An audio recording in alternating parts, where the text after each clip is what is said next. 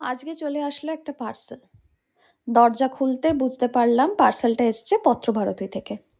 আর পত্রভারতী থেকে যখন কোনো পার্সেল এসছে তার মানে সেটা হবে কোনো বই। তারপর আমার মনে পড়লো, হ্যাঁ, আমি দুটো বই অর্ডার করেছিলাম পত্রভারতী থেকে। একটা সায়ক আমানের লেখা সেই বিখ্যাত ঘুমঘাট, আর একটা প্রচেত গুপ্তের লেখা শূন্যখাম, যেটা একটা থ্রিলার বই। ব্যাস, পার্সেল পেয়েই আমি জিনিসটাকে খুব সুন্দর করে আনবক্স করলাম, নিটলি আনবক্স করি আমি।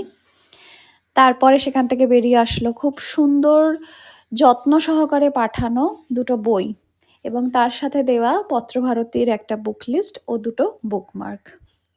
আমি প্রচণ্ড এক্সাইটেড এই দুটো বই পড়ার জন্য, আর খুব তাড়াতাড়ি আপনাদের কাছে রিভিউটা আমি জানাবো।